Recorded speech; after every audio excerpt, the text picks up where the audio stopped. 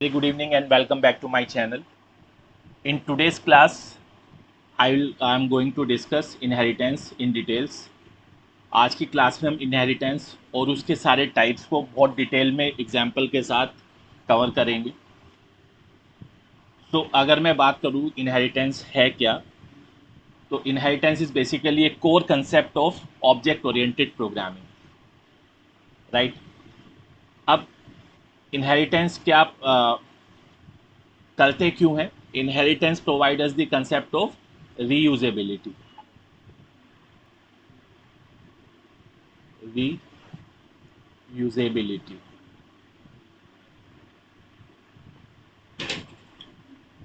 Means जो already बनी हुई क्लास है, हम उनकी फंक्शनैलिटीज़ को नई क्लास में इनहेरिट करते हैं in the same way like we inherit the properties of our parents. Right. तो यहाँ पे क्लास को हम बनाते कैसे हैं? क्लास के अंदर होता क्या है? डेटा में mainly class contains data members and data functions. Class के अंदर मेनली डेटा मेंबर्स, जिनको हम वेरिएबल्स बोल रहे हैं, और फंक्शंस, ये दो चीज़ें मेनली रहती हैं. ठीक है. तो क्लास हम बनाएंगे कैसे? We declare a class like this using class keyword class name and inside the class हमारे 3 सेक्शंस हो सकते हैं. ठीक है. इसकी भी हम बात करेंगे कि क्लास को कैसे कैसे इनहेरिट कर सकते हैं. पहले तो क्लास के अंदर ये कुछ, अगर ये हमारी क्लास है तो इस क्लास को इनहेरिट करने के लिए जो सिंटेक्स हम यूज़ करते हैं, this syntax is class B colon. अब यहाँ पे हम इस क्लास को किस तरीके से इनहेरिट करना है, वो विजिबिलिटी मोड हमें यहाँ पे देना होगा. ठीक है. Visibility mode means whether you want to inherit the class using public keyword, protected, या आपका प्राइवेट. इन तीनों में से कोई एक यूज़ कर सकते हैं. एंड देन क्लास का नाम, जिस क्लास को हम इनहेरिट कर रहे हैं. ठीक है. अब थोड़ा ये देखते हैं. फॉर एग्जांपल, अगर मेरे को एक्चुअल में इसको यहाँ पे इनहेरिट करना है तो हम यहाँ पे लिखेंगे class B colon public A. तो इस स्टेटमेंट का मीनिंग क्या हुआ? इस स्टेटमेंट का मीनिंग ये हुआ कि क्लास बी ने क्लास ए को पब्लिकली इनहेरिट कर लिया. ठीक है. पब्लिक इनहेरिटेंस का मतलब क्या हुआ, उसको पहले एक टेबल से समझने की कोशिश करते हैं. हमें ये पता है कि क्लास के अंदर 3 टाइप के मेंबर्स होते हैं: प्राइवेट,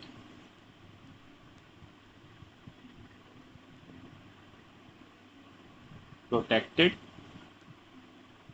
और पब्लिक.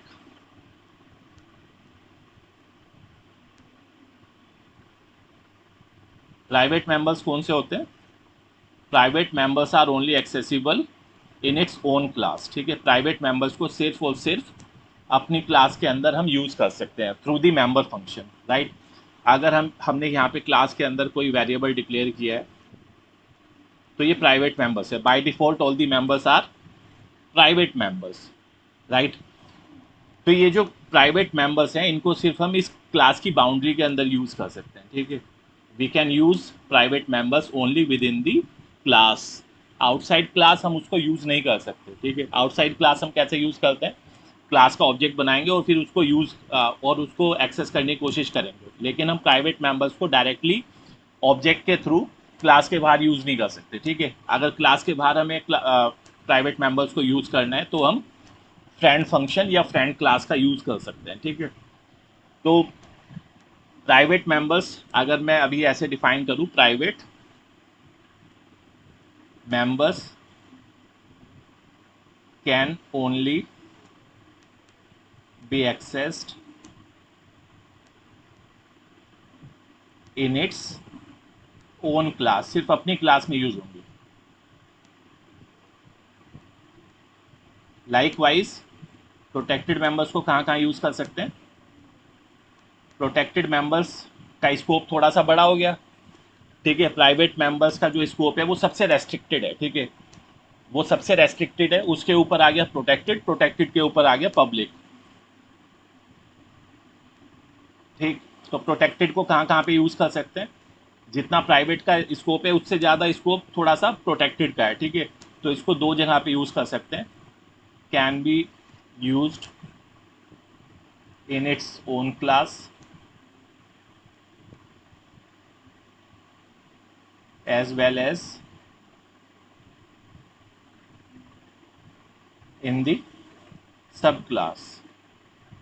सब क्लास का मतलब क्या हुआ, अगर हम इनहेरिट कर रहे हैं किसी क्लास को, तो ये जो क्लास ए है, सपोज मैंने यहाँ पे लिखा class A inherits public B public A, तो ये जो क्लास ए है ये हो गई हमारी पेरेंट क्लास, या इसको हम बोल सकते हैं बेस क्लास, ठीक है।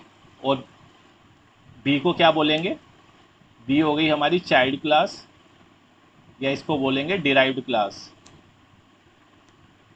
आई थिंक आपको टर्मिनोलॉजी समझ आ रही है, ठीक है। अब पब्लिक कीवर्ड की बात करते हैं, तो पब्लिक कहाँ कहाँ पे यूज़ करते हैं, पब्लिक मेंबर्स को हम कहीं भी यूज़ कर सकते हैं, ठीक है।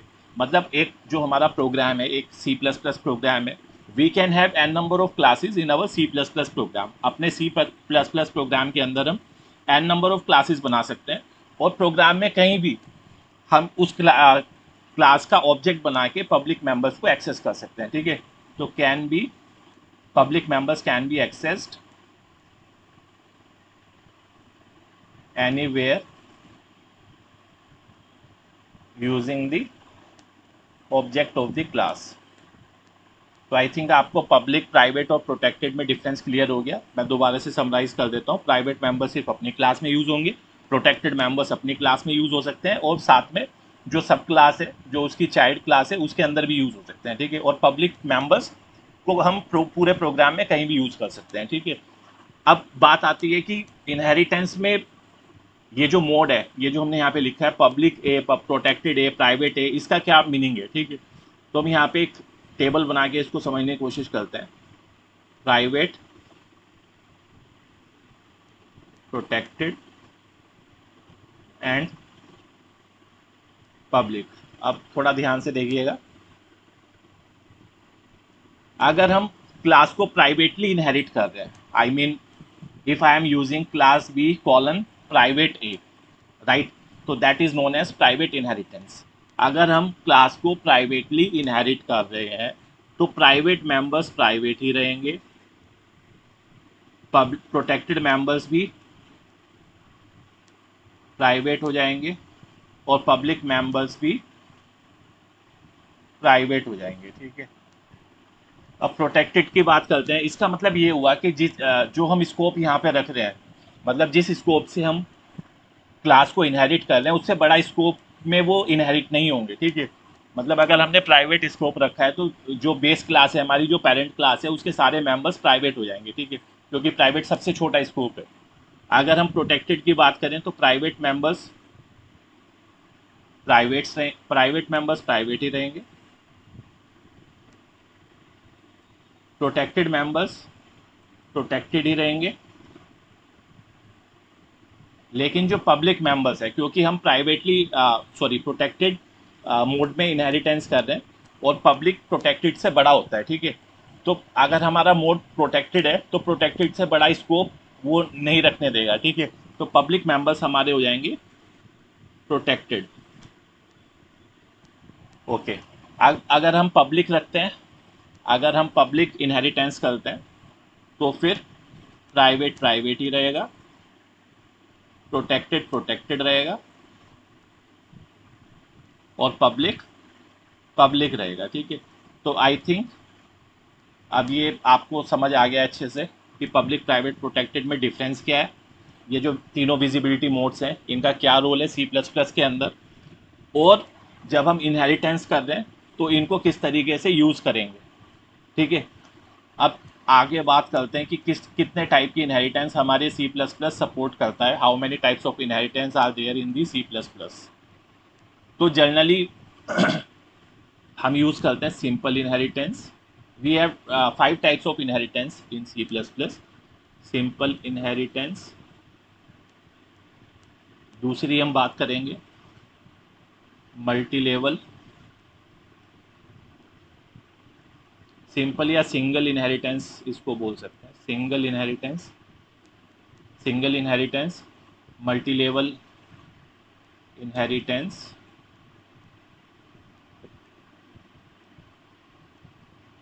हायरार्किकल इनहेरिटेंस,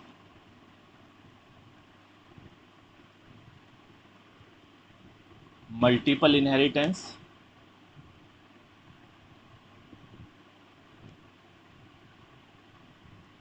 और लास्ट हमारी बचती है हाइब्रिड इनहेरिटेंस।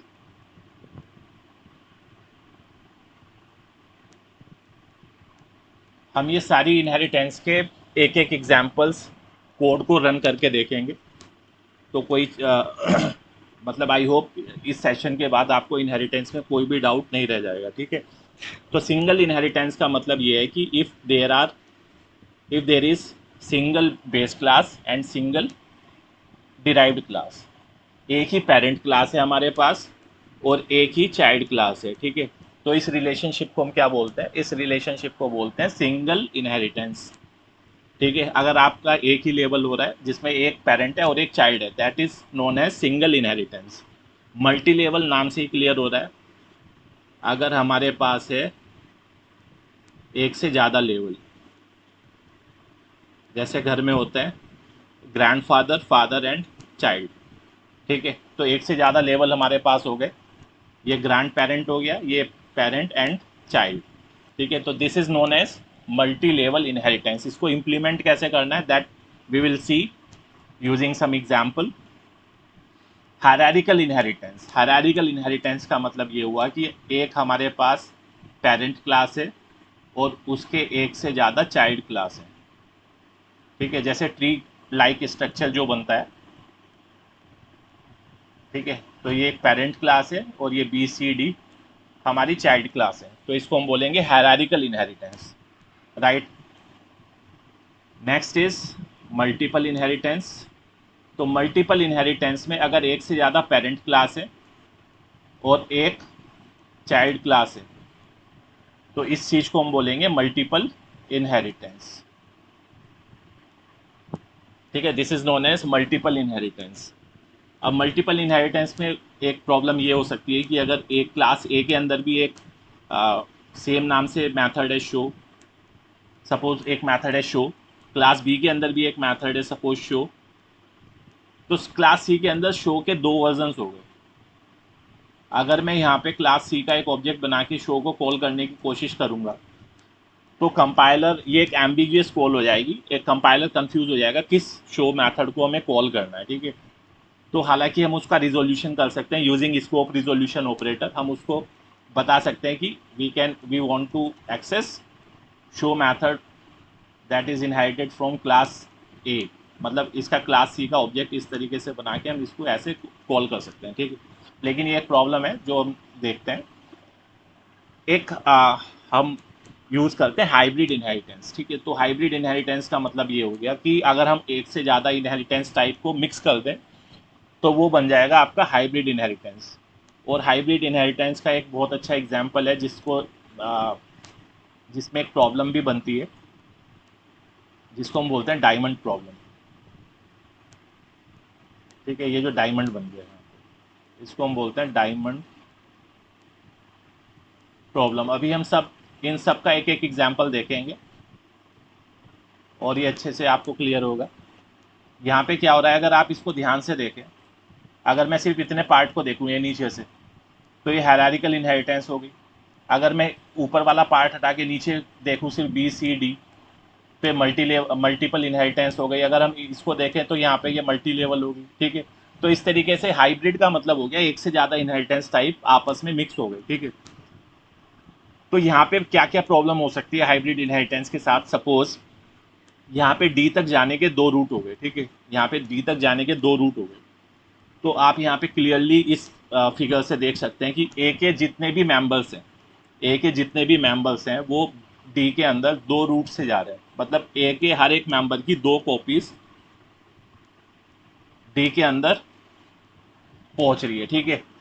तो ये एक प्रॉब्लम है। अगर हम ए के मेंबर्स को कॉल करेंगे तो वहाँ पे एम्बिग्यूटी क्रिएट होगी, ठीक है। तो इसमें हम वर्चुअल इनहेरिटेंस यूज़ करते हैं, एक कीवर्ड यूज़ करते हैं virtual, that we will shortly see कि उसका क्या मीनिंग होता है, कैसे हम उसको यूज़ करते हैं। तो अब एक एक करके इनहेरिटेंस की बात करते हैं, इसके बाद हम कुछ और भी बात करेंगे। जैसे इनहेरिटेंस के साथ हम ये जो अभी हमने पब्लिक प्राइवेट प्रोटेक्टेड की बात की, अभी हमने ये बात की थी कि प्रोटेक्टेड मेंबर्स को सब क्लास के अंदर यूज़ कर सकते हैं, तो उसको हम प्रैक्टिकली देखेंगे, ठीक है। प्रैक्टिकली हम कैसे प्रोटेक्टेड मेंबर्स को सब क्लास के अंदर यूज़ कर सकते हैं। दूसरी चीज़ हमें देखनी है कि क्लास के अंदर तो कंस्ट्रक्टर्स और डिस्ट्रक्टर्स भी होते हैं, तो कंस्ट्रक्टर और डिस्ट्रक्टर किस तरीके से बिहेव करते हैं जब हम इनहेरिटेंस करते हैं, ठीक है। तो role of constructors and destructor in inheritance, इस चीज़ को हमें कैसे देखना है, प्रैक्टिकली देखना है using a suitable program inheritance, sorry. तो let's begin with the first kind of inheritance, simple inheritance, ठीक है। मैं थोड़ा थोड़ा कोड यहाँ पे करेंगे और उसके बाद कुछ डेमोन्स्ट्रेशन मैं आपको ऑनलाइन आईडी में भी दूंगा, ठीक है। तो सिंपल इनहेरिटेंस का सबसे सिंपल आपको सबसे पहले तो क्लास बनानी है, ठीक है। क्लास हमें अच्छे से, अगर आपको किसी भी ऑब्जेक्ट ओरिएंटेड प्रोग्रामिंग में कमांड करनी है तो क्लास उसका, किसी भी ऑब्जेक्ट ओरिएंटेड प्रोग्रामिंग का जो फोकस रहता है वो ऑब्जेक्ट होता है, ठीक है। तो ऑब्जेक्ट के लिए ऑब्जेक्ट क्या है, ऑब्जेक्ट क्लास का इंस्टेंस है। तो आपको क्लास बनाने में, मतलब क्लास में आपको, you need to be very comfortable in creating classes, right. Class बनाते कैसे हैं, क्लास हम क्रिएट करते हैं using class keyword, class is a keyword. उसके बाद हम क्लास कैसे क्रिएट करते हैं, यहाँ पे क्लास का नाम देंगे सपोज टेस्ट, ठीक है। उसके बाद ये दो ब्रैकेट्स और यहाँ पे आपको लगाना है सेमी कोलन। तो this is the definition of A class. अब इसके अंदर तीन मेंबर्स हो सकते, तीन टाइप के स्कोप हो सकते हैं, private, protected and public. By default सारे क्लास के जो क्लास के सारे मेंबर्स होते हैं बाय डिफ़ॉल्ट अगर हम कुछ भी यूज़ ना करें तो वो प्राइवेट रहेगा, ठीक है।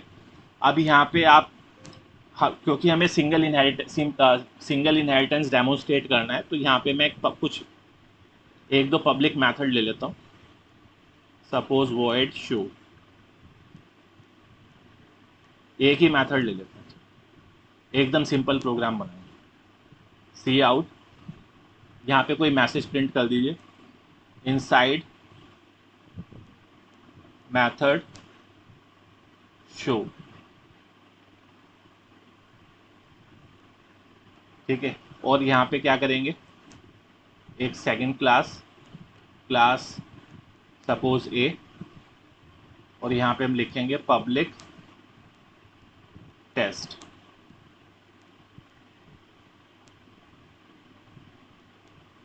इसके अंदर भी आप पब्लिक, एक सेक्शन के अंदर एक मेथड दे दीजिए वॉइड डिस्प्ले,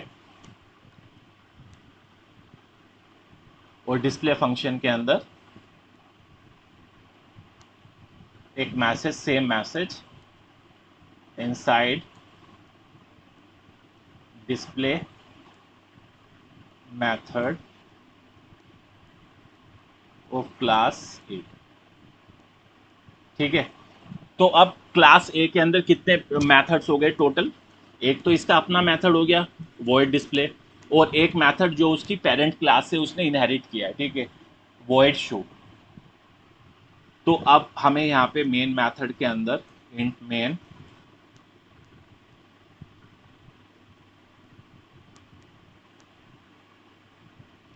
मेथड के अंदर क्लास ए का ऑब्जेक्ट बना लीजिए, और सिंपली ये दोनों मेथड हम कॉल करके दिखा देंगे, O B dot show and O B dot display, that's it. तो ये हमारा छोटा सा प्रोग्राम है जिसमें हमने सिंगल इनहेरिटेंस को डेमोन्स्ट्रेट किया, ठीक है। अब कुछ स्टूडेंट्स इस बात पे आर्ग्यू कर सकते हैं कि there are many object oriented programming languages available in the market, तो हम C++ ही क्यों करें, या हमें जावा करनी चाहिए, या कोई दूसरी ऑब्जेक्ट ओरिएंटेड प्रोग्रामिंग करनी चाहिए। तो इसमें मेरा रिप्लाई ये रहता है कि लैंग्वेज के जो सिंटेक्स है, लैंग्वेज का सिंटेक्स सीखने में हमें, मतलब किसी भी लैंग्वेज का सिंटेक्स सीखने में हमें ज़्यादा टाइम नहीं लगता, ठीक है। We can easily learn any new programming language within 15 days, ठीक है। लेकिन what matters is the logic, ठीक है। लॉजिक बिल्ड करने में टाइम लगता है। तो लॉजिक, अगर आपकी एक लैंग्वेज पे अच्छी कमांड है तो दूसरी लैंग्वेज भी आप बहुत इजीली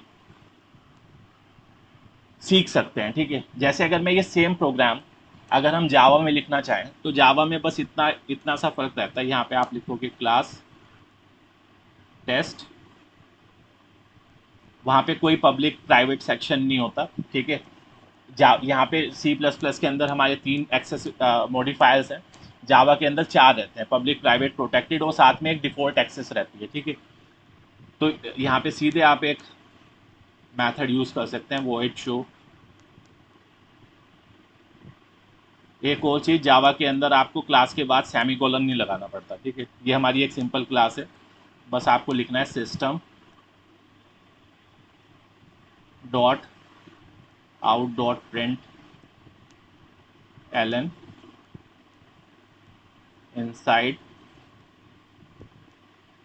मैथड शो, ठीक है। अब ऐसे ही आप एक क्लास दूसरी बना लीजिए, क्लास ए। जावा, यहाँ पे सी प्लस प्लस के अंदर हम कोलन लगाते हैं इनहेरिटेंस करने के लिए, वहाँ पे हम एक्सटेंड्स लिखते हैं, extends class A extends test,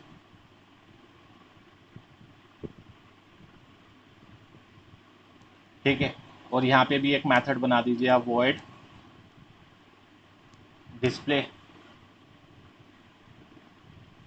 और यहाँ पे system dot out dot println, यहाँ पे यही सेम मैसेज आप प्रिंट कर सकते हैं, ठीक है। तो this is the difference between Java and C plus plus. कितना ज़्यादा डिफरेंस है, ठीक है। आप देख सकते हो बहुत एकदम लगभग सिमिलर कोड दिखाई दे रहा है, ठीक है। बस यहाँ पे जब आप मेन लिखेंगे, जावा के अंदर क्या है कि जावा के अंदर एवरीथिंग इज क्लास, ठीक है। क्लास के बाहर हम कुछ नहीं लिख सकते, तो मेन मेथड भी क्लास, किसी क्लास का पार्ट होगा। तो यहाँ पे एक क्लास और बना देते हैं, class capital main. Small main keyword है तो उसको हम क्लास नेम में यूज़ नहीं करेंगे, इसलिए मैंने एम कैपिटल बनाया है यहाँ पे। और मेन मेथड हम वहाँ पे कैसे लिखते हैं, पब्लिक स्टैटिक वॉइड मेन, और इसके अंदर पास करते हैं एक स्ट्रिंग टाइप की एरे, ठीक है। तो बस ये जो 3 लाइन लिखी है आपने डायरेक्टली यहाँ पे लिख दो। जावा में बस जब हम ऑब्जेक्ट बनाते हैं तो न्यू कीवर्ड यूज़ करते हैं, A O B is equal to new A, this is the syntax of creating object in Java. और यहाँ पे आप ओ बी डॉट शो और ओ बी डॉट डिस्प्ले कर सकते हैं। तो यहाँ पे मेरा पर्पस इस एग्जाम्पल को, मतलब ये हमारा सी प्लस प्लस कोड है और ये जावा कोड है। तो ये जो कंपैरिजन देने का मेरा जो पर्पस है वो ये है कि ये मैटर नहीं करता आप किस लैंग्वेज में कोड कर रहे हैं, व्हाट मैटर्स इज लॉजिक। अगर आपको यहाँ पता है यहाँ पे हम इनहेरिटेंस कर रहे हैं तो जावा में भी इनहेरिटेंस करते हैं, इनहेरिटेंस का जो मेन पर्पस है वो वही रहेगा, ठीक है। जावा में भी वही रहेगा, किसी दूसरी प्रोग्रामिंग लैंग्वेज में भी वही रहेगा, ठीक है।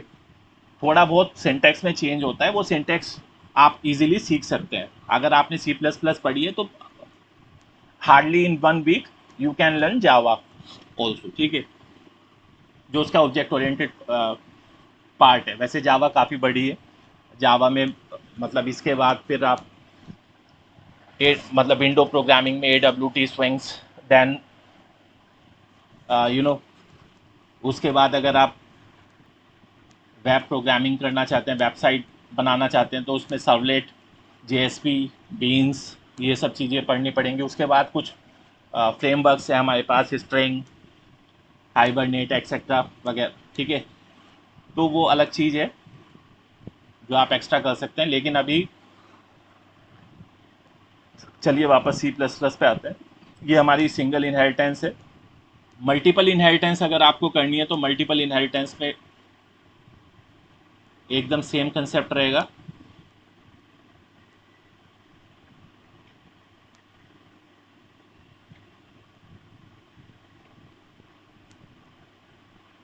मल्टीपल से पहले मल्टी लेवल इनहेरिटेंस देखते हैं। तो मल्टी लेवल इनहेरिटेंस में क्या है, हमारे पास एक से ज़्यादा लेवल होंगे, ठीक है, ए बी एंड सी। तो इसको बहुत सिंपल से एग्जांपल से देख लेते हैं। आपको 3 क्लास बनानी है सिंपली, ठीक है। तो मैं क्लास ए बी सी ही बना देता हूँ। क्लास ए, एक पब्लिक सेक्शन में एक छोटा सा मेथड बना दीजिए यहाँ पे, पब्लिक वॉइड शो। इसमें आप लिख दीजिए सी आउट इनसाइड मेथड शो, एक छोटा सा मैसेज प्रिंट किया। ये हमारी हो गई क्लास ए, ठीक है। सिमिलरली आप एक छोटी सी क्लास इसी तरीके की क्लास बी बना दीजिए, क्लास बी पब्लिक ए। चलिए इसके अंदर भी एक मेथड बना देते हैं, पब्लिक मेथड वॉइड डिस्प्ले, ठीक है। यहाँ भी आप कुछ मैसेज प्रिंट कर दीजिए। यहाँ पे कोई एक मैसेज प्रिंट कर दिया हमने, सेमीकोलन। उसके बाद यहाँ पे क्लास सी कॉलन पब्लिक, अब हम बी को इनहेरिट कर रहे हैं। तो ये सेम हायरार्की हो गई हमारी, ठीक है। देखो, क्लास बी ने क्लास ए को इनहेरिट किया, मतलब एक तरीके से class B is the child of class A, ठीक है। क्लास बी ने चाइल्ड जो उसका पेरेंट है ए, उसकी प्रॉपर्टीज़ को इनहेरिट किया। उसके बाद class C is inheriting class B, that means it is inheriting properties of class B. और क्लास की प्रॉपर्टी क्या है, वेरिएबल्स एंड मैथड्स, ठीक है। चलिए, तो यहाँ भी एक पब्लिक सेक्शन यूज़ करते हैं और उसके अंदर एक छोटा सा मेथड डिक्लेयर कर देते हैं, वॉइड से माई शू।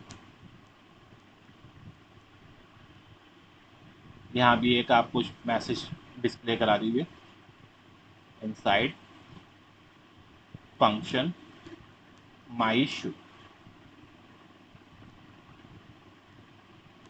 दैट्स, ठीक है। अब इसके बाद क्या करना है हमें, मेन मेथड इंट मेन, और मेन के अंदर अगर मैं सिर्फ क्लास सी का ऑब्जेक्ट क्रिएट करूँ तो क्लास सी के अंदर हमारा हमने क्लास बी को इनहेरिट किया है जिसका मेथड, और क्लास बी ने क्लास ए को इनहेरिट किया है। तो यानी क्लास सी के अंदर ये तीनों मेथड्स अवेलेबल हैं। क्लास सी के अंदर हमारा शो मेथड भी मिल जाएगा आपको, और डिस्प्ले मेथड भी मिल जाएगा, ठीक है। तो just by using the object of class C I can access show method, display method and my show method. तो क्लास सी का ऑब्जेक्ट क्रिएट कर दीजिए O B, and O B dot show, O B dot display and O B dot my show, ठीक है। तो क्या output आएगा इसका, इसका क्या आउटपुट आएगा, पहले शो मेथड कॉल होगा, तो इनसाइड मेथड शो जो हमने यहाँ पे प्रिंट किया है, फिर उसके बाद my O B dot display call होगा। तो डिस्प्ले मेथड के अंदर आपने जो भी स्टेटमेंट प्रिंट करेंगे वो यहाँ पे प्रिंट हो जाएगी, और उसके बाद माई शो के अंदर जो लिखा है इनसाइड फंक्शन माई शो, वो प्रिंट हो जाएगा, ठीक है। तो आई होप ये इस एग्जाम्पल से आपको मल्टी लेवल इनहेरिटेंस पे क्लैरिटी हो गई। अब सेम एग्जाम्पल, मतलब लगभग सेम एग्जाम्पल हम यूज़ करके मल्टी हायरार्किकल इनहेरिटेंस पहले करते हैं, उसके बाद मल्टी लेवल पे आएंगे। हायरार्किकल इनहेरिटेंस,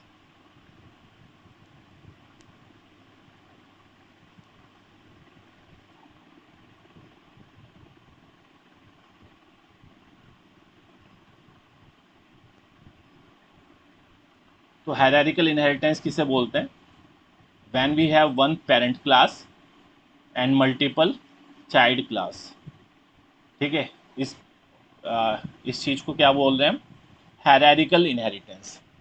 तो हायरार्किकल इनहेरिटेंस इसी डायग्राम से आपको हायरार्किकल इनहेरिटेंस इंप्लीमेंट करनी है।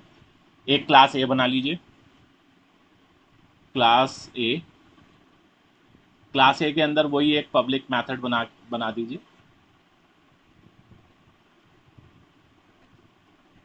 void show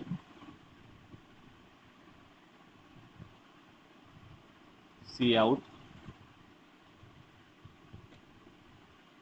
inside method show। ठीक है, ये हमारी क्लास ए हो गई। अब हमें बनानी है दो और क्लास, इसके पार्टीशन कर देते हैं हम। तो एक क्लास हम बनाते हैं बी, क्लास बी, और क्लास बी इनहेरिट करेगी क्लास ए को। लाइकवाइज यहाँ पे क्लास डेफिनेशन के बाद सेमीकोलन लगाना जरूरी है। लाइकवाइज हम एक क्लास बना देंगे क्लास सी, और वो भी क्लास ए को इनहेरिट करेगी। तो public A,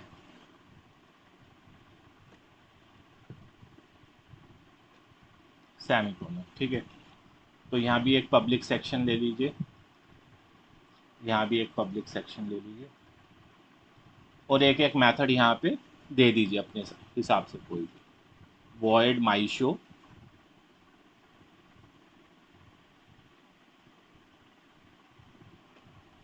void suppose display।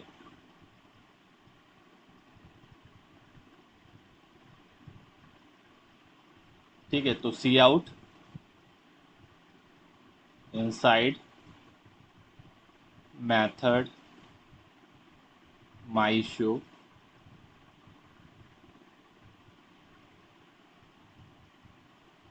C out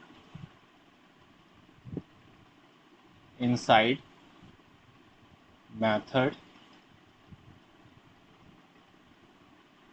display.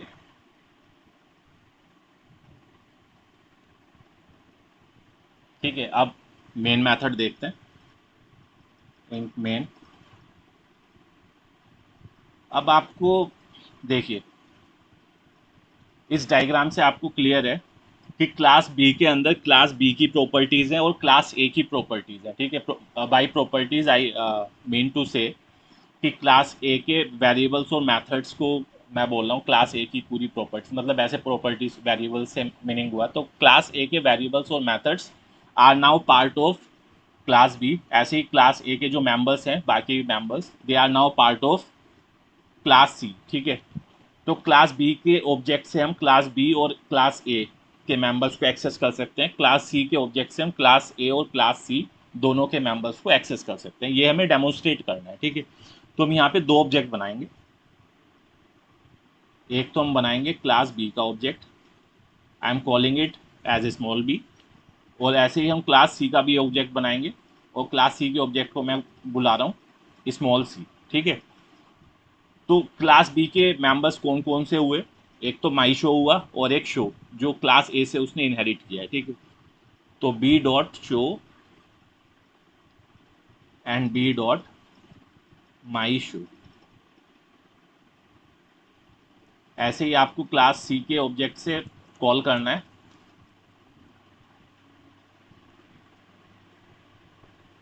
C dot show and C dot display.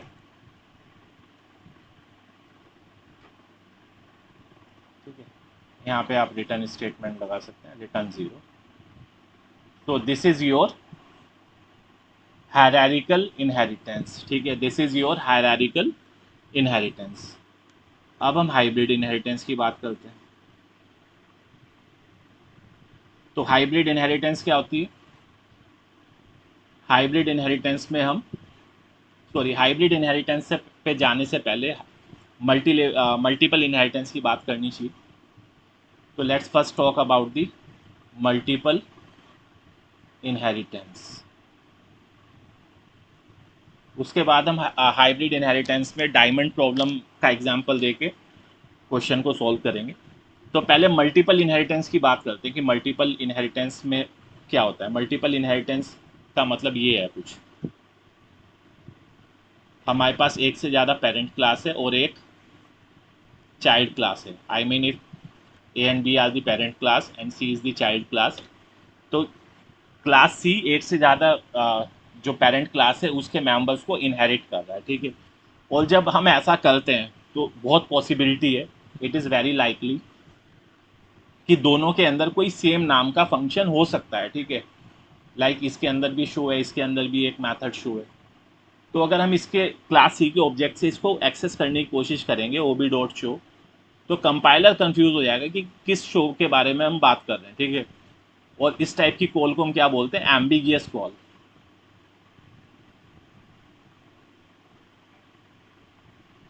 Right.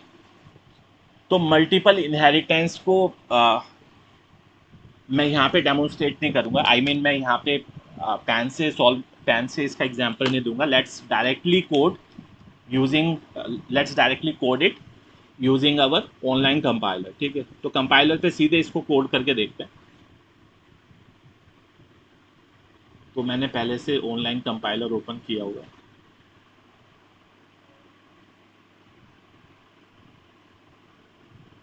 Using name space st। चलिए, हमें क्या करना था, हमें बनानी है 3 क्लास, ठीक है। इस तरीके से हमें बनानी है class A, class B and class C. तो चलिए, क्लास ए, पहले सबका स्ट्रक्चर बना लेते हैं। सेमीकोलन, क्लास बी, ये सेमीकोलन, और class C. Class C class A को पब्लिकली इनहेरिट कर दिए, और साथ में क्लास बी को भी पब्लिकली इनहेरिट कर दिए, ठीक है। ये हमारी क्लास सी होगी, और ये हमारा मेन मेथड हो गया। मेन मेथड के अंदर हम क्लास सी का ऑब्जेक्ट क्रिएट करेंगे, और उसके जो जो मेंबर्स होंगे उनको एक्सेस करेंगे, क्लास सी ओ बी, ठीक है। क्लास ए के अंदर एक पब्लिक मेथड बना लीजिए, पब्लिक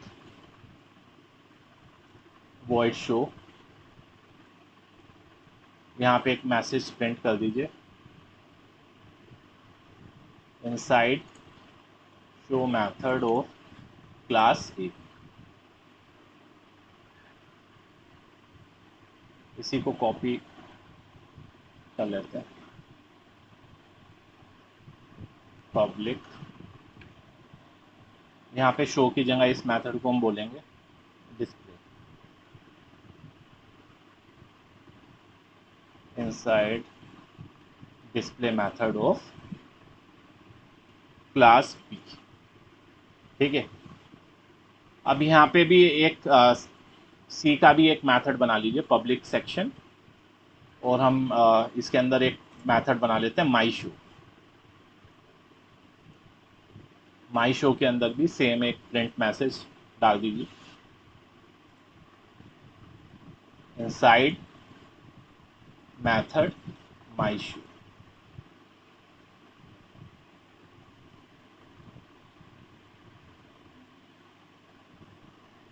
ओके, अब हमें सारे मेथड्स को एक्सेस कर सकते हैं। क्लास सी का हमने ऑब्जेक्ट क्रिएट किया है। अब ओ बी डॉट क्या क्या बनाया था हमने,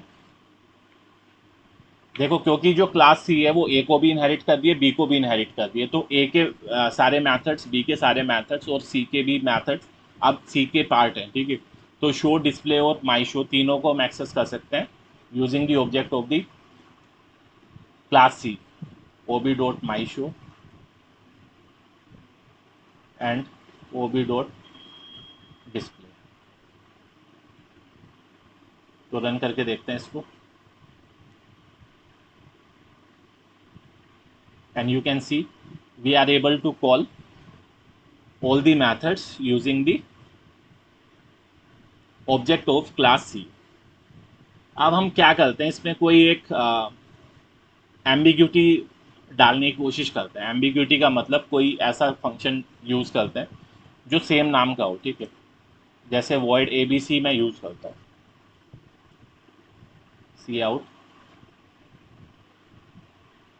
ए B C method of class A.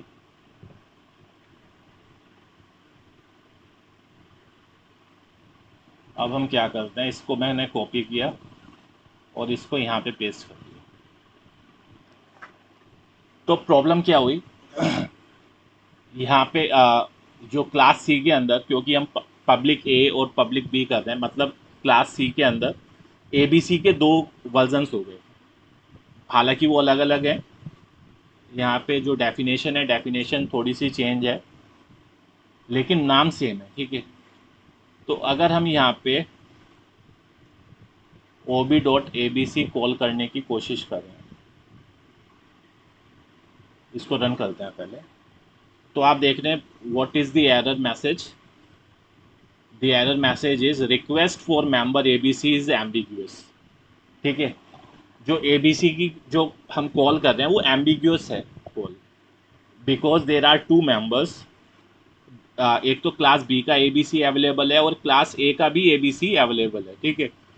तो इस एम्बिग्यूटी को हम कैसे रिजोल्व करें? अगर मान लो एक क्लास में दो स्टूडेंट है और दोनों का नाम है सपोज आकाश एंड आकाश, तो उसको हम कैसे रिजोल्व करते हैं कॉल को? आकाश रोल नंबर 5 या आकाश रोल नंबर 6, या तो ऐसे कर सकते हैं, या Akash son of mister X, Akash son of mister Y, ठीक है। तो इस तरीके से हम उसको रिजोल्व करते हैं। तो यहाँ पे अगर कहीं पे एम्बिग्यूटी है तो आप उसको एक्सप्लिसिटली आप क्लास का नाम उसके साथ यूज़ कर सकते हैं कि कौन सी क्लास के ए बी सी की आप बात कर रहे हैं, क्योंकि यहाँ पे ए बी सी दो क्लास के मेंबर्स हैं। क्लास ए के अंदर भी ए बी सी है और क्लास बी के अंदर भी ए बी सी है, और दोनों के मेंबर्स क्लास सी में प्रेजेंट हैं, ठीक है। तो हमें यहाँ पे scope, using scope resolution operator, हम इस तरीके से कॉल को रिजोल्व कर सकते हैं। और अब ये कॉल, अब ये जो हमारा प्रोग्राम है वो अच्छे से रन कर रहा है, A B C method of class A. इसी तरीके से मैं क्लास बी के ए बी सी मैथड को भी कॉल कर सकता हूँ, अगर हम यहाँ पे class B scope resolution A use करें, A B C method of class B, ठीक है। तो ये एक तरीका हुआ जिससे हम एम्बिग्यूटी को रिजोल्व कर सकते हैं इन दी मल्टीपल इनहेरिटेंस। अब ये जो मल्टीपल इनहेरिटेंस में इस तरीके की प्रॉब्लम आती है, due to the same problem, due to this problem Java does not allow, Java does not support multiple inheritance using classes, ठीक है। जावा मल्टीपल इनहेरिटेंस को सपोर्ट ही नहीं करती। जावा में मल्टीपल इनहेरिटेंस इनहेरिट इंटरफेसिस के थ्रू हम कर सकते हैं, क्लास के थ्रू नहीं कर सकते, ठीक है। चलिए वो जावा वाले उसमें देखेंगे। अब हमारा लास्ट जो एक इनहेरिटेंस टाइप बचा है वो है हाइब्रिड इनहेरिटेंस, ठीक। हाइब्रिड इनहेरिटेंस, इसको देखने के बाद हम थोड़ा डिस्कस करेंगे कि इनहेरिटेंस में प्रोटेक्टेड मेंबर्स को कैसे एक्सेस कर सकते हैं, और फिर कंस्ट्रक्टर और डिस्ट्रक्टर का क्या रोल रहता है इनहेरिटेंस में, ठीक है। अगर हम किसी क्लास को इनहेरिट कर रहे हैं तो उसका कंस्ट्रक्टर किस तरीके से वर्क करेगा, उसका डिस्ट्रक्टर किस ऑर्डर में कॉल होगा, ये सब चीज़ें हम इसी वीडियो में कवर करेंगे, ठीक है। तो पहले हाइब्रिड इनहेरिटेंस की बात करें, और हाइब्रिड इनहेरिटेंस में जो एग्जाम्पल हम लेने वाले हैं वो लेने वाले हैं डायमंड प्रॉब्लम, ठीक है। अगर आप इस प्रॉब्लम को देखें तो इसमें दो तीन टाइप की इनहेरिटेंस इन्वॉल्व है, ए बी सी डी। ये मल्टी लेवल भी हो गई, ये हायरार्किकल भी हो गई। इसमें आप हायरार्किकल इनहेरिटेंस भी देख सकते हैं, इसमें आप मल्टीपल इनहेरिटेंस भी देख सकते हैं। तो इसीलिए इसको बोलते हैं हाइब्रिड। जो एक हाइब्रिड का मतलब क्या हुआ, जो एक से ज़्यादा चीज़ों को सपोर्ट करे, या एक से ज़्यादा चीज़ें, जैसे हाइब्रिड कार होगी, ठीक है, सीएनजी पे भी चल रही है और पेट्रोल पे भी चल रही है, ठीक है। तो लाइक वाइज ये हाइब्रिड इनहेरिटेंस है। अब यहाँ पे प्रॉब्लम्स क्या रहती थी हमारी, कि जो ए के मेंबर्स हैं, ठीक है, जो ए के मेंबर्स हैं, सपोज ए के अंदर एक मेथड है सिंपल शो। अब शो दो रूट से जा रहा है डी के अंदर, तो पहले बी ने उसको एक्सटेंड किया, तो ये शो मेथड बी का भी पार्ट हो गया, ऐसे ही शो सी का भी पार्ट हो गया। अब अगर मैं डी का ऑब्जेक्ट बनाऊं, डी का ऑब्जेक्ट एक क्रिएट करें और ओ बी डॉट शो करें, तो यहाँ पे डी के अंदर शो की दो कॉपीज अवेलेबल हैं, ठीक है। डी के अंदर शो की दो कॉपीज अवेलेबल है, एक बी से आई है और एक सी से आई है। तो अब इसको रिजोल्व करने के दो मेथड हैं, ठीक है। इसको हम दो तरीके से रिजोल्व कर सकते हैं। एक तो ये, एक तो मेथड यही है जो हमने अभी देखा है, स्कोप रिजोल्यूशन ऑपरेटर। एक तो मैं ये लिख सकता हूँ O B dot A show, या ये लिख सकता हूँ O B dot B class के शो की बात कर रहे हैं, इस तरीके से। तो एक मेथड ये हो गया जो कॉल तो रिजॉल्व कर रहा है लेकिन प्रॉब्लम सॉल्व नहीं हुई है यहाँ पे, ठीक है। प्रॉब्लम क्यों सॉल्व नहीं हुई है? हमारी प्रॉब्लम क्या है कि जो ए के मेंबर्स हैं वो 2 बार यहाँ पे इनहेरिट हो रहे हैं, वो क्लास डी के अंदर 2 बार इनहेरिट हो रहे हैं, ठीक है। तो इसका सॉल्यूशन क्या है? इसका सॉल्यूशन है वर्चुअल इनहेरिटेंस। इसका सॉल्यूशन है वर्चुअल इनहेरिटेंस। तो बस हमें करना क्या है कि जब क्लास बी क्लास ए को इनहेरिट करे या क्लास सी क्लास ए को इनहेरिट करे तो उसके साथ हम वर्चुअल कीवर्ड और ऐड कर दें, ठीक है। यानी हमें कुछ इस तरीके से लिखना है, class A public virtual, sorry class B, यहाँ पे बी कर दिया ना, class B public virtual A. और इसी तरीके से आपको दूसरी क्लास के साथ करना है, ठीक है। तो अगर आप ऐसा करते हैं तो C plus plus ensures, if you are using the virtual inheritance, C++ ensures that only one copy of class A members go to the class D, ठीक है। ये इंटरनली कैसे होता है वो C++ की रिस्पॉन्सिबिलिटी है, बट C++ इंश्योर्स कि अगर आप वर्चुअल इनहेरिटेंस यूज कर रहे हैं तो क्लास ए के जो मेंबर्स हैं वो एक ही बार इनहेरिट होंगे और एक ही कॉपी उसकी क्लास डी के अंदर जाएगी, ठीक है।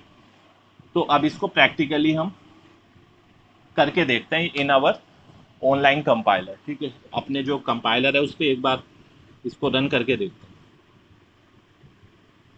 तो यहीं पे हम, ये हमारी क्लास ए बनी हुई है, इस क्लास ए को थोड़ा छोटा कर देते हैं।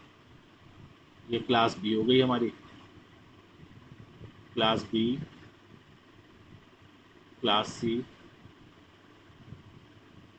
हमें क्या करना था? क्लास ए को इनहेरिट करना है। पहले हम नॉर्मल इनहेरिटेंस करके देखते हैं इस तरीके से, पब्लिक ए, फिर यहाँ पे क्लास सी,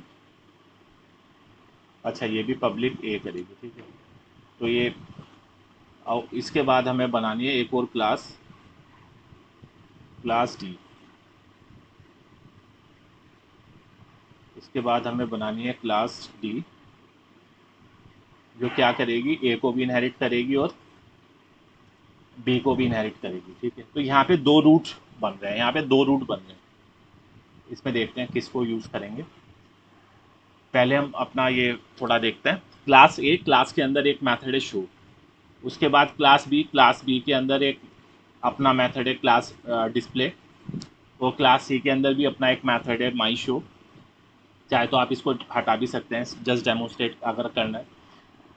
तो मेन प्रॉब्लम शो के साथ है, ठीक है। शो की शो 2 पाथ से, शो 2 रास्तों से क्लास डी के पास जा रहा है, ठीक है। 2 पाथ से शो क्लास डी के अंदर हमारी शो की 2 कॉपी आ गई। यहाँ पे एक मेथड और बना देते हैं, इसका अपना मेथड ए बी सी, और यहाँ पे आप मैसेज प्रिंट कर दीजिए, inside method A B C of class.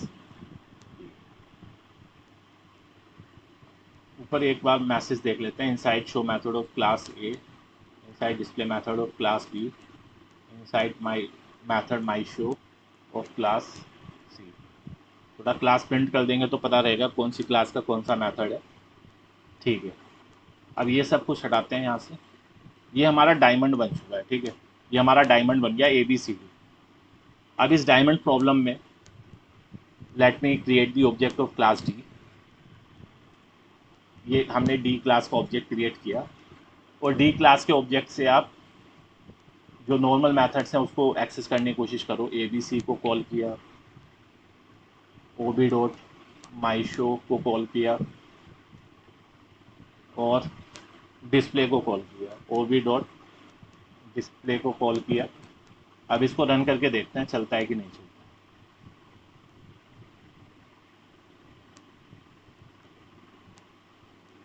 एक सेकेंड, माई शो,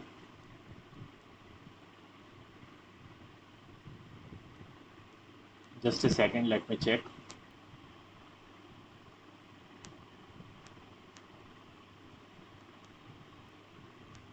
ओके, यहाँ पे हम ये जो माई शो मेथड है, my show method class C के अंदर है, वो ए के अंदर नहीं है, तो ये डायमंड हमारा थोड़ा गलत बन रहा है। हमें शो क्लास बी और सी इनको इनहेरिट कर रहा है, डी ए को नहीं कर रहा है, ठीक है। तो माई मिस्टेक। अब रन करके देखते हैं। Okay, so now it is running fine. तो कहने का मतलब ये है कि जब तक अभी अभी तक कोई एम्बिगुअस कॉल नहीं है, ठीक है। क्लास ए के हमने किसी भी मेंबर को अभी कॉल नहीं किया। अभी हमने किसको कॉल किया है? क्लास बी के मेंबर को कॉल किया है, क्लास सी के मेंबर को कॉल किया है, और क्लास डी के मेंबर को कॉल किया है using the object of class D, ठीक है। क्योंकि वो सारे जो मेंबर्स का नाम है वो अलग अलग है, तो अभी कोई एम्बिग्यूटी क्रिएट नहीं हुई। अब क्लास ए का मेंबर कौन है? Show method. अब मैं क्लास शो मैथड को कॉल करने की कोशिश करता हूँ, तो देखते हैं कुछ ये रन होता है या कोई प्रॉब्लम आएगी। ओके, तो अब आप यहाँ पे देख पा रहे हो, request for member show is ambiguous, ठीक है। Request for member show is ambiguous क्योंकि शो के हमारे पास दो वर्जन अवेलेबल है, ठीक है। शो के हमारे पास दो वर्जन अवेलेबल है। तो यहाँ पे अगर आपको एक्सप्लिसिटली क्लास बी या क्लास सी डिफाइन करना है कि ये शो किस क्लास का मेंबर है, तो आप इस तरीके से रन तो कर सकते हो, ठीक है। ये रन हो गया class inside show method of class ए, क्योंकि बी के रूट से भी आ रहा है और सी के रूट से भी आ रहा है। यहाँ पे सी में भी, सी को भी अगर मैं करूँ तो ये चल जाएगा, ठीक है। तो ये अभी टेम्परेरीली प्रॉब्लम को रिजॉल्व कर रहा है, मतलब नेमिंग एम्बिग्यूटी तो ये रिजॉल्व कर रहा है, लेकिन जो हमारी प्रॉब्लम है कि क्लास ए के जो मेंबर हैं वो दो रूट से क्लास डी तक जा रहे हैं, उसको रिजॉल्व नहीं कर रहा है, ठीक है। तो वो कैसे रिजॉल्व होगा? वो रिजॉल्व होगा यूजिंग वर्चुअल इनहेरिटेंस। उसके लिए हम क्या करेंगे? इसको रिजॉल्व करने के लिए सिर्फ हमें क्या यूज़ करना है, यहाँ पे वर्चुअल कीवर्ड ऐड कर देना है, ठीक है। वर्चुअल पब्लिक ए, वर्चुअल पब्लिक ए, मतलब ये जो बी और सी क्लास है वो वर्चुअली उसको इनहेरिट कर रही है, और यहाँ पे अब मेरे को इसकी रिक्वायरमेंट नहीं है।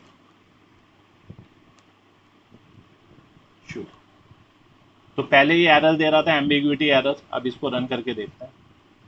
Now it is running fine, ठीक है। Now it is running fine because only one copy of class A's members are now being inherited to class D, ठीक है। और ये सब किसकी वजह से पॉसिबल हुआ? वर्चुअल इनहेरिटेंस की वजह से। अच्छा, यहाँ पे ये जो हमने वर्चुअल और पब्लिक कीवर्ड लिखा है, ऐसा नहीं है कि हमें सिर्फ वर्चुअल पब्लिक ए इसी तरीके से लिख सकते हैं। ये कीवर्ड हम किसी भी ऑर्डर में लगा सकते हैं। जैसे अगर मैं चाहता हूँ कि मैं लिखूँ पब्लिक वर्चुअल ए, तो ऐसा भी चलेगा, ठीक है। तो ये वर्चुअल और पब्लिक इंटरचेंजेबली हम यूज़ कर सकते हैं। इसको अगर मैं रन करने की कोशिश करूँ तो अभी भी ये ठीक से रन हो रहा है, ठीक है। तो ये आपका इनहेरिटेंस का, जो जितने भी टाइप के इनहेरिटेंस का, इसका एक ब्रीफ ओवरव्यू हो गया। इसमें हमने मतलब ब्रीफ क्या, डिटेल्ड ही ओवरव्यू हो गया, जिसमें हमने सारे प्रोग्राम्स भी रन करके देखे, ठीक है।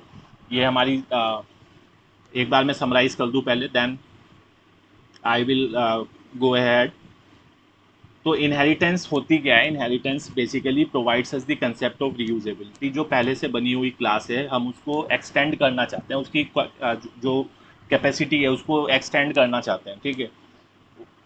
तो इसके लिए सी प्लस प्लस के अंदर तीन टाइप के कीवर्ड्स हम यूज़ कर सकते हैं। जो क्लास है उसको हम पब्लिक कीवर्ड के थ्रू एक्सटेंड कर सकते हैं या इनहेरिट कर सकते हैं। प्रोटेक्टेड कीवर्ड उसमें यूज़ कर सकते हैं और प्राइवेट भी यूज़ कर सकते हैं, ठीक है। तो इस डायग्राम से, इस टेबल से मैंने एक्सप्लेन किया है कि तीनों का क्या क्या क्या डिफरेंस पड़ता है अगर हम प्राइवेटली किसी क्लास को इनहेरिट करें, प्रोटेक्टेडली इनहेरिट करें या पब्लिकली इनहेरिट करें, ठीक है। अगर आप प्राइवेटली इनहेरिट कर रहे हैं तो सारे मेंबर्स प्राइवेट हो जाएंगे।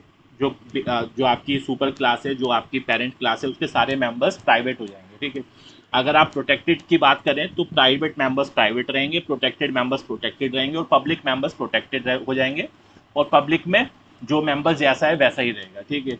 उसके बाद हमने इसके टाइप्स डिस्कस किए थे। There are mainly 5 types of inheritance: single inheritance, multiple inheritance, multi level inheritance, hierarchical inheritance and hybrid inheritance. और ये सारी इनहेरिटेंस हमने एक एक एग्जाम्पल देख के, एक एक एग्जाम्पल से अच्छे से समझ लिए। मल्टीपल इनहेरिटेंस और हाइब्रिड इनहेरिटेंस में हमने ये मतलब नोट किया है कि ये नोटिस किया है कि मल्टीपल इनहेरिटेंस में क्या प्रॉब्लम आ सकती है अगर हम सेम नेम के फंक्शन को क्लास ए और क्लास बी दोनों में यूज़ कर रहे हैं, तो एक नेमिंग कन्फ्लिक्ट हो सकता है, ठीक है।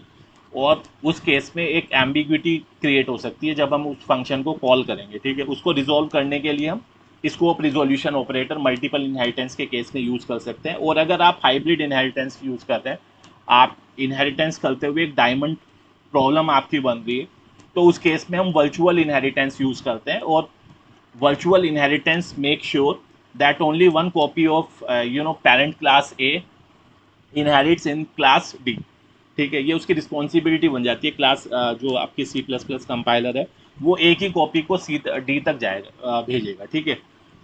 तो अभी हमने ये भी देखा कि वर्चुअल की जो कीवर्ड है उसको हम किसी भी ऑर्डर में यूज़ कर सकते हैं, ठीक है। पब्लिक से पहले लगा सकते हैं, पब्लिक के बाद लगा सकते हैं।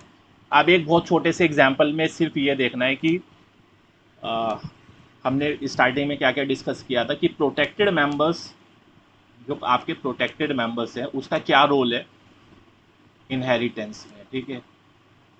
स्टार्टिंग में वीडियो की जो स्टार्टिंग है उसमें हमने डिस्कस किया था कि जो प्रोटेक्टेड मेंबर्स हैं वो अपनी क्लास में तो यूज़ हो ही सकते हैं। अगर ये प्रोटेक्टेड मेंबर्स हैं इस क्लास के, क्लास ए के, तो वो अपनी क्लास में भी एक्सेसिबल है और जो बेस क्लास है, जो चाइल्ड क्लास है, उसमें भी एक्सेसिबल है, ठीक है, protected members.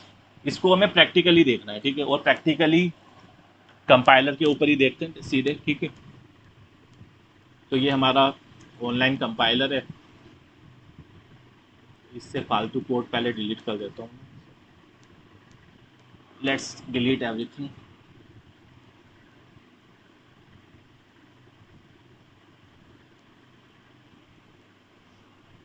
This is our class A, ठीक है। ये क्लास बी हो गई। इसको मैं पब्लिक की जगह जरा प्रोटेक्टेड कर देता हूँ इसको, है ना। या आपको ज़्यादा अच्छे से एक्सप्लेन करने के लिए मैं 3 फंक्शंस यहाँ पे बनाता हूँ, ठीक है। लेट मी क्रिएट 3 फंक्शंस ताकि आपको ज़्यादा अच्छे से समझ आए कि मतलब किस फंक्शन से क्या प्रॉब्लम आ रही है। एक वॉइड शो बनाया हमने, पहले मैंने बनाया एक वॉइड शो वन।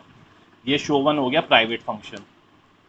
फिर यहाँ पे मैं बनाता हूँ protected function void show two. ये हो गया हमारा शो टू फंक्शन, ठीक है, जो प्रोटेक्टेड है। और एक यहाँ पे हमने बना दिया शो थ्री। तो आप प्रॉब्लम को समझने की कोशिश करें। एक क्लास बनाई हमने ए, उसके अंदर हमने 3 फंक्शन बनाए, show one, show two and show three. Show one आपका प्राइवेट है, शो टू आपका प्रोटेक्टेड है, और शो थ्री आपका पब्लिक फंक्शन है, ठीक है। इसको मैं लिख देता हूँ यहाँ पे शो थ्री। ये डेफिनेशन हम कॉपी कर देते हैं सब जगह। Inside show one method of class A, show two method of class A and show three method of class A, ठीक है। यहाँ पे वर्चुअल की जरूरत नहीं है। ये हमने एक क्लास बनाई जिसने पब्लिकली इसको ए को इनहेरिट कर दिया, ठीक है। यानी इसका जो क्लास ए के जो प्राइवेट मेंबर है वो प्राइवेट रहेगा, जो प्रोटेक्टेड है वो प्रोटेक्टेड रहेगा, और जो पब्लिक है वो पब्लिक रहेगा, ठीक है। अब मैं इसके पब्लिक सेक्शन पे चला जाता हूँ। पब्लिक सेक्शन में इसके हमने एक मेथड ये डिस्प्ले बनाया हुआ है। इसको डिस्प्ले को डिस्प्ले रहने देते हैं। अब कहने का मतलब ये है कि आप देखो, जो प्राइवेट मेंबर्स है, प्राइवेट मेंबर्स को मैं इस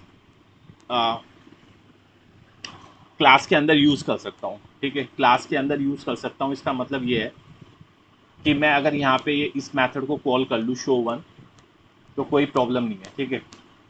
ये प्राइवेट मेंबर है और जो क्लास के मेंबर्स हैं उसको एक्सेस कर सकते हैं। ऐसे ही मैं यहाँ पे भी अगर इसको एक्सेस करने की कोशिश करूँ शो वन, तो यहाँ भी एक्सेस हो जाएगा। यहाँ भी हम इसको एक्सेस कर सकते हैं, ठीक है।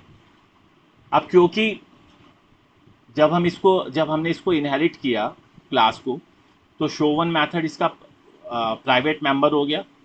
वो सिर्फ क्लास ए के अंदर ही विजिबल है, ठीक है। लेकिन शो टू और शो थ्री क्लास बी के अंदर विजिबल है। तो यानी मैं शो टू और शो थ्री को यहाँ पे कॉल कर सकता हूँ। तो शो टू को मैं कॉल करने की कोशिश कर रहा हूँ यहाँ पे, और शो 3 को भी कॉल करने की कोशिश कर रहा हूँ, ठीक है। और ये किसका मैसेज है, क्लास बी का एक मैंने ऑब्जेक्ट बना दिया ओबी, और ओबी डॉट डिस्प्ले मैथड हमने कॉल किया, ठीक है। अब देखते हैं क्या होता है, ठीक है।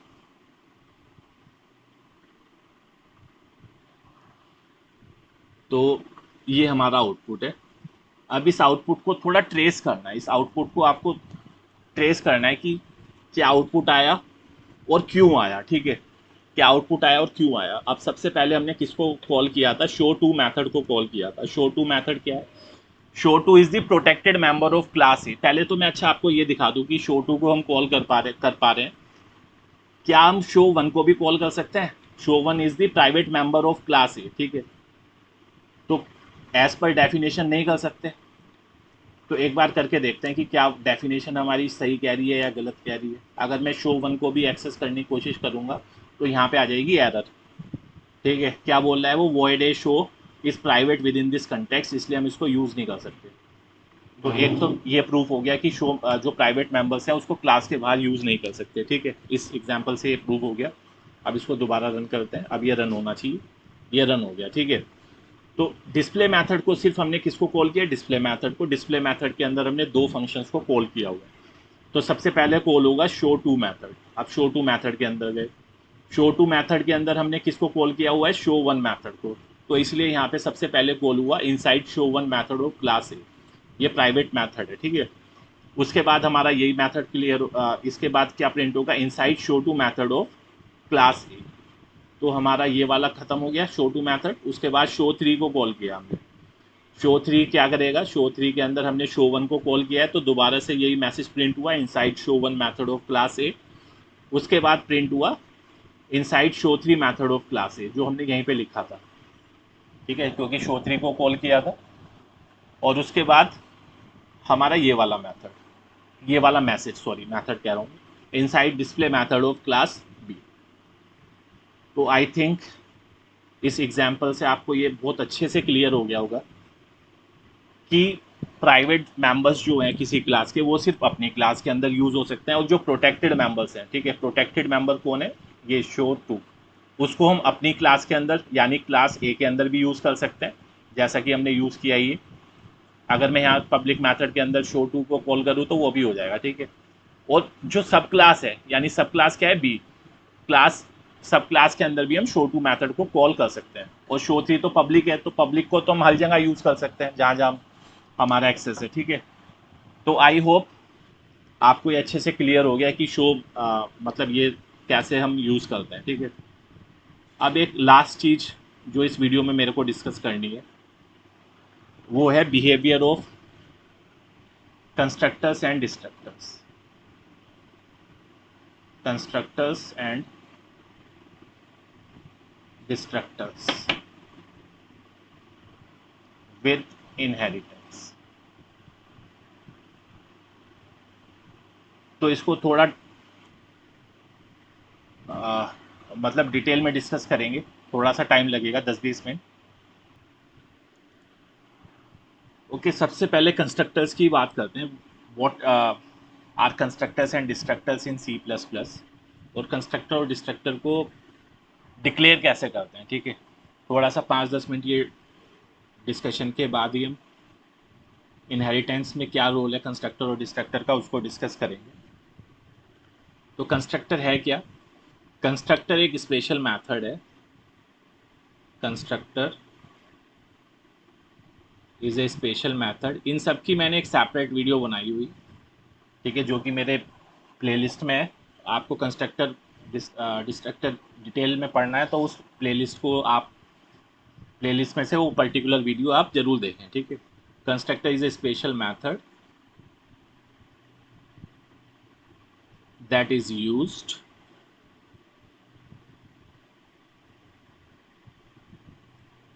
to initialize member variables।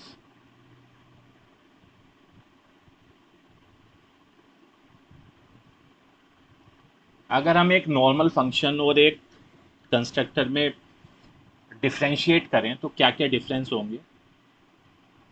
Constructor do not return anything, मतलब जैसे फंक्शन के साथ हम रिटर्न टाइप लगाते हैं, कंस्ट्रक्टर के साथ कोई रिटर्न टाइप हमें लगाने की जरूरत नहीं होती, ठीक है। सेकंड क्या डिफरेंस है? The name of constructor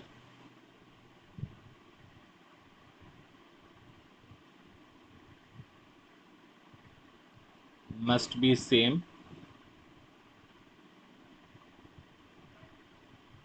as name of class. अगर आप नॉर्मल एक मेंबर फंक्शन लें तो मेंबर फंक्शन को आप कोई भी नाम दे सकते हैं, ठीक है, लेकिन कंस्ट्रक्टर के केस में ये मैंडेटरी है कि जो कंस्ट्रक्टर का नाम होगा वो वही होना चाहिए जो क्लास का नाम है, ठीक है। और थर्ड क्या है? मेंबर फंक्शन को आप कॉल करते हैं using the object of the class, ठीक है, मतलब उसको मैनुअली कॉल करना पड़ता है मेंबर फंक्शन को, ठीक है। But constructors are called, constructor is called when the object of the class is created, when the object of the class is created, ठीक है। तो अगर मैं यहाँ पे we have different types of constructor in C plus plus, जैसे default constructor,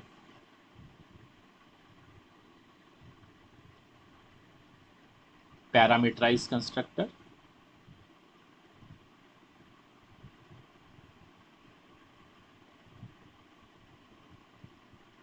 and तीसरा क्या होता है? Copy constructor.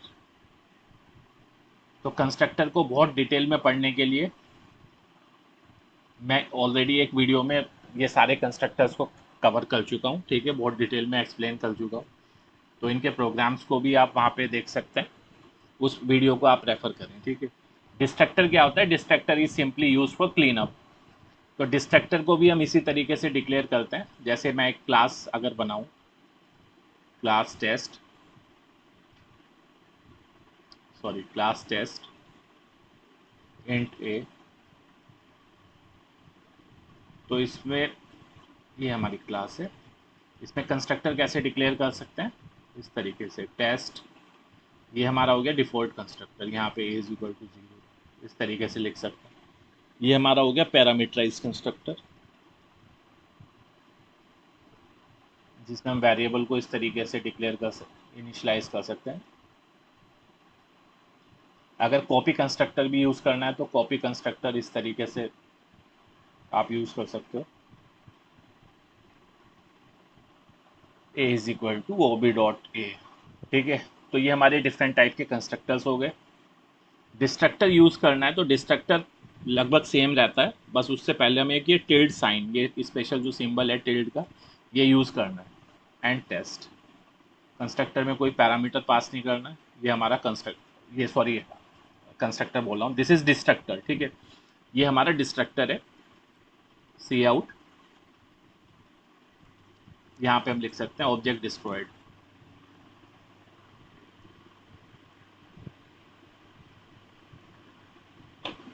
नॉर्मली जब ऑब्जेक्ट डिस्ट्रॉय होता है, when object goes out of scope, तो सी प्लस प्लस खुद डिस्ट्रक्टर को कॉल करती है, ठीक है। सी प्लस प्लस खुद डिस्ट्रक्टर को कॉल करता है।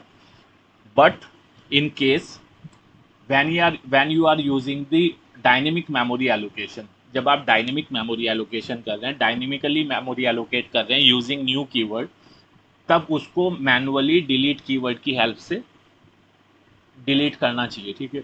और ये काम आप डिस्ट्रक्टर में करते हैं। तो थोड़ा हम बात करते हैं इनहेरिटेंस में कंस्ट्रक्टर और डिस्ट्रक्टर किस तरीके से बिहेव करते हैं, और वो किस ऑर्डर में कॉल होंगे या किस ऑर्डर में डिस्ट्रक्टर कॉल होगा, ठीक है। तो let me first talk about constructors in C plus plus. Constructors in sorry, inheritance. Inheritance, ठीक है। जब हम इनहेरिटेंस करते हैं तो कंस्ट्रक्टर किस तरीके से बिहेव करेगा, ठीक है। ये इंपॉर्टेंट पॉइंट्स हैं। जब आप इनहेरिटेंस करते हैं तो जो बेस क्लास का कंस्ट्रक्टर होता है, ठीक है, द बेस क्लास मतलब parent class, the base class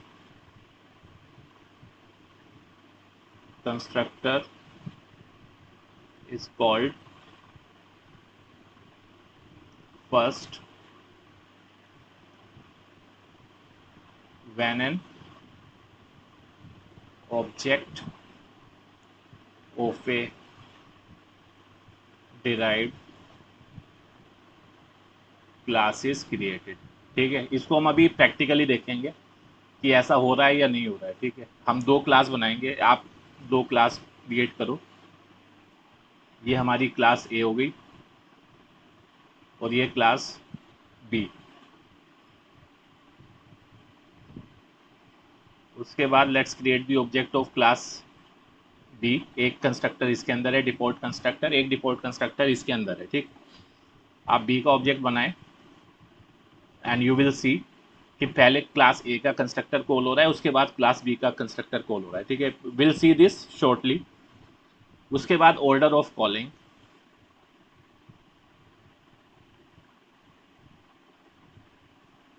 किस ऑर्डर में कंस्ट्रक्टर कॉल होंगे, ठीक है। तो होता क्या है, the constructor of the derived class, मतलब जो डिराइव्ड क्लास का कंस्ट्रक्टर है, it calls the base class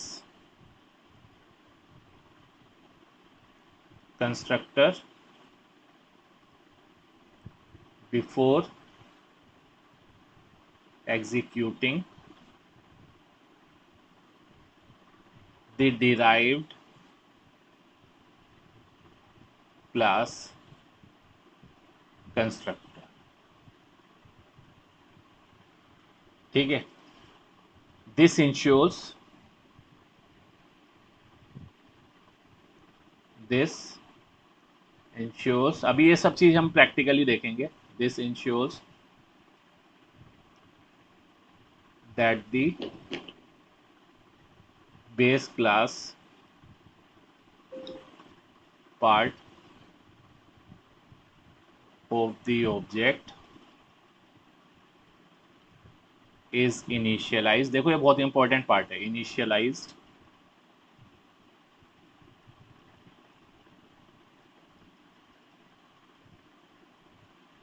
before the derived class part, ठीक है। सबसे पहले अगर हमारा बेस क्लास का कंस्ट्रक्टर है और डिराइव्ड क्लास का कंस्ट्रक्टर है, तो बेस क्लास का कंस्ट्रक्टर पहले कॉल होगा, डिराइव्ड क्लास का कंस्ट्रक्टर बाद में कॉल होगा, ठीक है। एंड दिस इंश्योर्स कि जो बेस क्लास वाला पार्ट है हमारा, वो वाला जो ऑब्जेक्ट है वो पहले इनिशियलाइज हो रहा है डिराइव्ड क्लास वाले पार्ट से, ठीक है। इसको हम अभी एग्जाम्पल से देखेंगे। उसके बाद पैरामीटर पासिंग,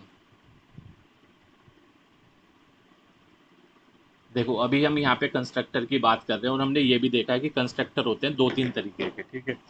एक हमारा डिफॉल्ट कंस्ट्रक्टर, एक पैरामीटराइज कंस्ट्रक्टर, और तीसरा हमने बात की थी कॉपी कंस्ट्रक्टर को। तो अभी कॉपी कंस्ट्रक्टर की बात नहीं करते, कॉपी कंस्ट्रक्टर अलग हो गया। कॉपी कंस्ट्रक्टर का काम सिर्फ कॉपी बनाना है एक ऑब्जेक्ट की। हम मेनली जो डिफरेंस है वो डिफॉल्ट कंस्ट्रक्टर और पैरामीटराइज कंस्ट्रक्टर का है, ठीक है। अगर हम सिर्फ डिफॉल्ट कंस्ट्रक्टर की बात कर रहे हैं तो जैसे ही हम बेस क्लास का ऑब्जेक्ट क्रिएट करेंगे, डिफॉल्ट कंस्ट्रक्टर जो पेरेंट क्लास का है वो अपने आप कॉल होगा, ठीक है। जैसे ही हम ड्राइव्ड क्लास का ऑब्जेक्ट क्रिएट करेंगे, बेस क्लास का कंस्ट्रक्टर अपने आप कॉल होगा, बेस जो डिफॉल्ट कंस्ट्रक्टर है। लेकिन अगर उस कंस्ट्रक्टर को कोई पैरामीटर पास करना है तो वो हमें मैनुअली पास करना पड़ेगा, ठीक है। तो यहाँ पे मैं लिख देता हूँ, if the base class constructor requires parameters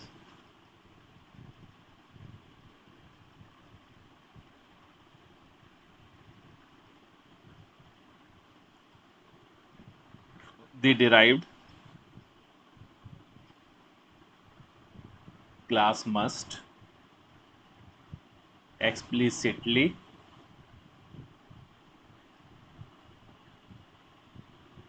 call the base class constructor in the constructor initialization list। अब इसको प्रैक्टिकली देखते हैं। आप ये जो पॉइंट्स मैंने लिखे हैं इनको नोट कर सकते हो बिकॉज दे आर इम्पोर्टेंट। अब थोड़ा प्रैक्टिकली देखते हैं ऑनलाइन अपने जो कंपाइलर है कि ये कैसे कॉल होंगे, ठीक है। फिर इसका ऑर्डर भी देखेंगे। अभी हमने ऑर्डर ऑफ कंस्ट्रक्टर की बात की है, ऑर्डर ऑफ डिस्ट्रक्टर की बात नहीं की, ठीक है। तो ऑर्डर ऑफ डिस्ट्रक्टर अगर हम देखें, ये सीधे प्रैक्टिकली देखेंगे। जो कंस्ट्रक्टर का ऑर्डर रहेगा कॉलिंग का, डिस्ट्रक्टर का उससे रिवर्स रहेगा।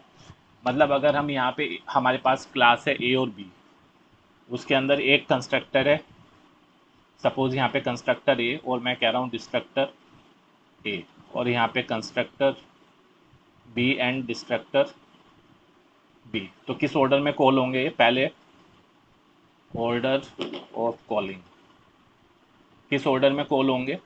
पहले आपका कॉल होगा कंस्ट्रक्टर ए, कंस्ट्रक्टर ए पहले कॉल होगा, फिर कंस्ट्रक्टर बी कॉल होगा। उसके बाद जब डिलीशन की बारी आएगी तो डिलीशन रिवर्स ऑर्डर में होगा, ठीक है। यानी पहले डिस्ट्रक्टर ऑफ बी कॉल होगा, उसके बाद डिस्ट्रक्टर ऑफ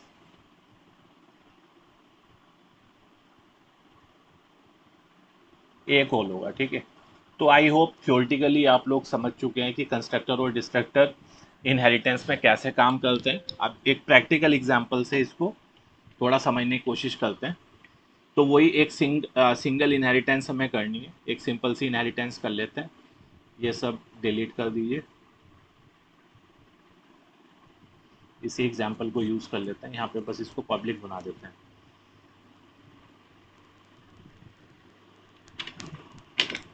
ठीक है। यहाँ पे इसको पब्लिक यूज़ करते हैं।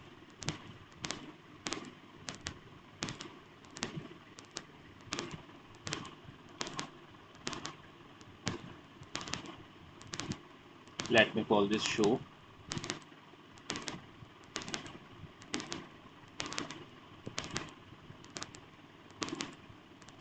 एक कंस्ट्रक्टर बना लो यहाँ पे ए, ये डिफ़ॉल्ट कंस्ट्रक्टर है हमारा। यहाँ पे एक मैसेज प्रिंट कर देता हूँ, कंस्ट्रक्टर ऑफ क्लास। इसी तरीके से हम यहाँ पे बना देते हैं एक डिस्ट्रक्टर, इसको कॉपी पेस्ट करते हैं।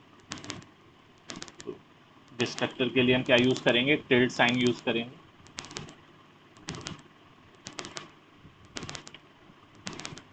और यहाँ पे प्रिंट कर दीजिए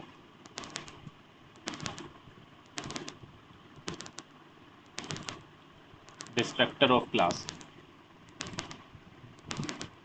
ये हमारा सिंपली शो मेथड है। अब ये सेम चीज़ मैं इस पूरी क्लास को कॉपी कर लेता हूँ।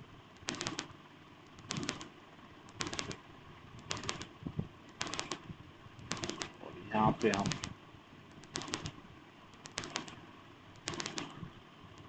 क्लास बी पब्लिक ए, यहाँ पे बी का एक कंस्ट्रक्टर बना दीजिए और एक बी का destructor, constructor of class B and constructor of class, sorry destructor of class B, ठीक है। शो मेथड की कोई रिक्वायरमेंट नहीं है, हमें बस ये दिखाना है कि किस ऑर्डर में कंस्ट्रक्टर कॉल हो रहा है, ठीक है। ओ बी डॉट एक शो मेथड ऊपर बनाया तो उसको डिस्प्ले कर देता है शो। तो ये हो गया हमारा प्रोग्राम, ठीक है। क्या क्या किया हमने इस प्रोग्राम में? एक क्लास बनाई हमने ए क्लास के अंदर एक कंस्ट्रक्टर बनाया, एक डिस्ट्रक्टर बनाया, दोनों में एक एक मैसेज प्रिंट कर दिया। फिर हमने बनाई एक क्लास बी क्लास के अंदर भी एक कंस्ट्रक्टर बनाया, एक डिस्ट्रक्टर बनाया, और सीधे बी क्लास ए को इनहेरिट कर दिया। तो इनहेरिटेंस के साथ कंस्ट्रक्टर डिस्ट्रक्टर किस ऑर्डर में कॉल होंगे वो हमें डेमोन्स्ट्रेट करना है। ये प्रोग्राम हमने रन किया और अब देखते हैं कि जो हमने थ्योरेटिकली डिस्कस किया है उसके हिसाब से कॉल हो रहा है या नहीं हो रहा है। थ्योरेटिकली हमने कैसे डिस्कस किया है कि पहले क्लास ए का कंस्ट्रक्टर कॉल होगा, मतलब जो पेरेंट क्लास है उसका कंस्ट्रक्टर कॉल होगा, फिर चाइल्ड क्लास का कंस्ट्रक्टर कॉल होगा, उसके बाद डिस्ट्रक्टर रिवर्स ऑर्डर में कॉल होगा। ठीक है, जो डिराइव्ड क्लास है पहले उसका डिस्ट्रक्टर कॉल होगा, फिर पेरेंट क्लास का डिस्ट्रक्टर कॉल होगा। तो क्या ऐसा हो रहा है, इसको ऊपर करते हैं। तो आप देख पा रहे हो कंस्ट्रक्टर ऑफ क्लास ए, सबसे पहले क्लास ए का कंस्ट्रक्टर कॉल हुआ, फिर बी का कॉल हुआ, फिर ये हमने शो मेथड कॉल किया था, फिर डिस्ट्रक्टर आपके रिवर्स ऑर्डर में कॉल हुए हैं। ठीक है, तो this is how constructors and destructors behave with the inheritance. ठीक है, इनहेरिटेंस में कंस्ट्रक्टर और डिस्ट्रक्टर इस तरीके से बिहेव करते हैं। अब एक एग्जांपल हमें ये देखना था कि अगर आपको, ये तो हमारे डिफॉल्ट कंस्ट्रक्टर हुए, दोनों डिफॉल्ट कंस्ट्रक्टर हुए। ठीक है, अगर मैं यहाँ पे एक वेरिएबल ले लूँ इंट ए, और यहाँ पे भी हमारा एक वेरिएबल है इंट बी, अगर हमें कोई पैरामीटर पास करना पड़े इसमें, सपोज ये कंस्ट्रक्टर हमारा एक पैरामीटर ले रहा है। ठीक है, यहाँ पे मैं कर देता हूँ बी इज इक्वल टू ए। तो वो पैरामीटर कैसे पास करेंगे हम इसमें, ये एक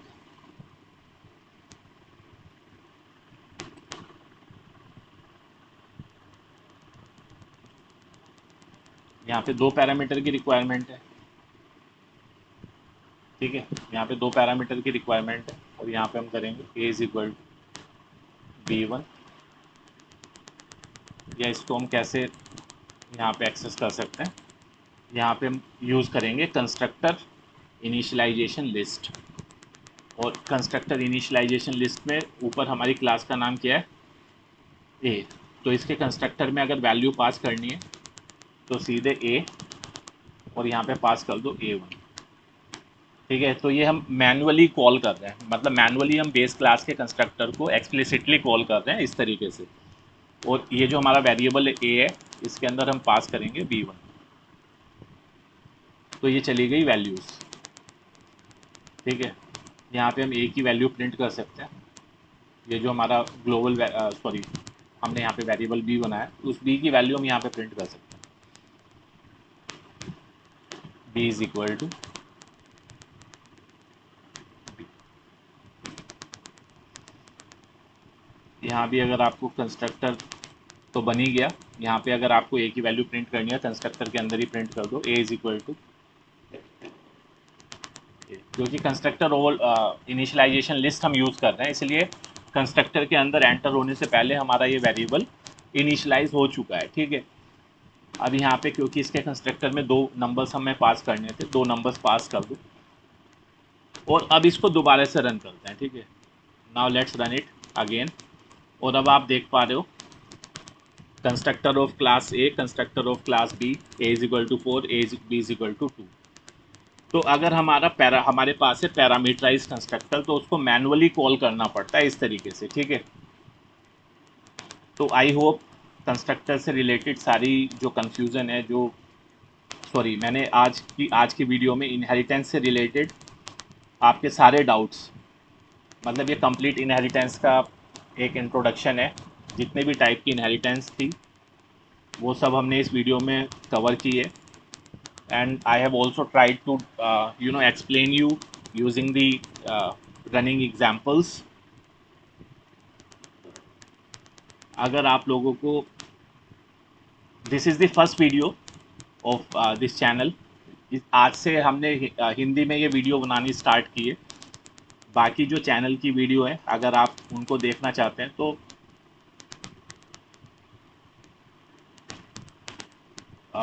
मैं मेनली DSA और C++ की वीडियोस अभी बना रहा हूँ। तो this is my channel and I have Fun is equal to add, you can scroll my playlist तो C++ की बहुत सारी वीडियोस हमने अभी तक बनाई है, और आप ये डेफिनेटली इसको देख सकते हैं. If you find this useful, please do like, share with your friends and subscribe this channel. ठीक है, it is very important. Subscribers are important. So thank you very much. We'll see you in the next video with some different topic.